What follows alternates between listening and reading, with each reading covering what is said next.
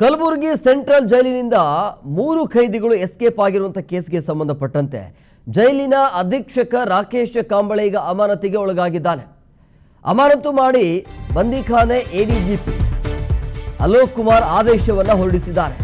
ಜೈಲಿನ ಕಾಂಪೌಂಡ್ ಹಾರಿ ಎಸ್ಕೇಪ್ ಆಗಿರುವ ಈ 3 ಖೈದಿಗಳೇನಿದ್ದಾರಲ್ಲ, ಈ ಆರೋಪಿಗಳಾಗಿರುವಂತ ಮಸ್ತಾನ್, ಸಂತೋಷ್, ಸಾಗರ್, ಈ 3 ಖೈದಿಗಳು ಎಸ್ಕೇಪ್ ಆಗಿದ್ದಾರೆ. ಇಲ್ಲಿ ಯಾರ ವೈಫಲ್ಯ, ಇದು ಯಾರ ಕೈವಾಡದಿಂದಾಗಿ ಇದೆಲ್ಲ ಆಯಿತು ಅನ್ನೋದ್ರ ಬಗ್ಗೆ. ಸೊ ಹಂಗಾಗಿ ಜೈಲಿನ ಅಧೀಕ್ಷರಾಗಿರುವಂಥ ರಾಕೇಶ್ ಕಾಂಬಳೆ ಅವರನ್ನ ಅಮಾನತು ಮಾಡಿ ಆದೇಶವನ್ನು ಹೊರಡಿಸಲಾಗಿದೆ. ಈ ಕಲಬುರಗಿ ಭಾಗದಲ್ಲಿ ಈ ರೀತಿಯ ಘಟನೆಗಳು ಪದೇ ಪದೇ ರಿಪೀಟ್ ಆಗ್ತಾನೆ ಇದೆ. ಅದೇ ಕಲಬುರಗಿಯಲ್ಲಿ ಪೋಕ್ಸೋ ಆರೋಪಿ ಎಸ್ಕೇಪ್ ಆಗಿದ್ದ. ಪೊಲೀಸರನ್ನ ಕಣ್ತಪ್ಪಿಸಿ ಪೊಲೀಸರಿಗೆ ಚೆಳ್ಳೆ ಹಣ್ಣು ತಿನ್ನಿಸಿ ಆತ ಎಸ್ಕೇಪ್ ಆಗಿದ್ದ. ಕೊನೆಗೂ ಕೂಡ ಆತ ಸಿಕ್ಕಾಕೊಂಡಿದ್ದ. ಈಗ ಅದೇ ರೀತಿಯಾಗಿ ಮತ್ತೆ ಅದೇ ರಿಪೀಟ್. ಇದು ಕೊಲೆ ಪ್ರಕರಣದಲ್ಲಿ ಅರೆಸ್ಟ್ ಆಗಿರುವಂಥ ಖೈದಿಗಳು ಇವರು 3 ಜನ ಖೈದಿಗಳು ಎಸ್ಕೇಪ್ ಆಗ್ತಾರೆ ಅಂತ ಹೇಳಿದ್ರೆ ಅಲ್ಲಿರುವಂಥ ಸಿಬ್ಬಂದಿಗಳ ಕೈವಾಡದಿಂದಲೇ ತಾನೇ ಇದೆಲ್ಲ ಆಗೋದು.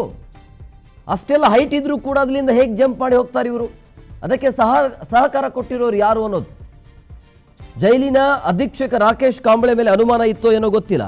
ಈಗ ಅಧೀಕ್ಷಕರಾಗಿರೋದ್ರಿಂದಾಗಿ ಅವರನ್ನು ಅಮಾನತು ಮಾಡಿ ಆದೇಶವನ್ನು ಹೊರಡಿಸಲಾಗಿದೆ. ಅಮಾನತು ಮಾಡಿದ್ರೆ ಏನು, ಸರಿಯಾದ ರೀತಿಯಲ್ಲಿ ತನಿಖೆ ಆಗಬೇಕಾಗತ್ತೆ. ಯಾಕೆ ಪದೇ ಪದೇ ಈ ರೀತಿಯಾಗಿ ಖೈದಿಗಳು ಎಸ್ಕೇಪ್ ಆಗ್ತಾರೆ, ಅಲ್ಲಿ ಒಳಗಡೆ ಇರುವಂಥ ಸಿಬ್ಬಂದಿಗಳ ಎಷ್ಟರ ಮಟ್ಟಿಗೆ ಕೈವಾಡ ಇದೆ, ಅವರ ಯಾವ ರೀತಿಯಾಗಿ ಸಪೋರ್ಟ್ ಇದೆ ಇಂಥ ಖೈದಿಗಳ ಜೊತೆ ಅಂಥೇಳಿ